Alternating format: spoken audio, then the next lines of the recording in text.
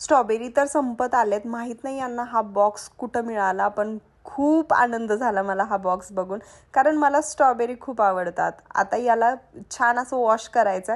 मग काय, एका बाउलमध्ये ह्या स्ट्रॉबेरी सगळ्या टाकल्या, त्यातल्या थोड्याफार खराब पण होत्या आणि मग त्याला साईडला काढलं आणि बाकीच्या आहेत त्या पाण्यातच म्हणजे कलर सोडत होत्या. मी याच्यात विनेगर आणि बेकिंग सोडा घातलाय, जास्त प्रमाणात याच्यासाठी घातलाय कारण स्ट्रॉबेरीज भरपूर होत्या.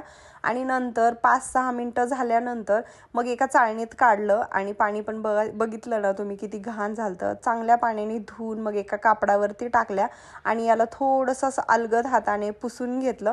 आता जेवढ्या पॉसिबल होतील तेवढा खायचा प्रयत्न करणार आहे आज, आणि ते म्हणजे चॉकलेट आणि स्ट्रॉबेरी हे कॉम्बिनेशन मला खूप आवडतं.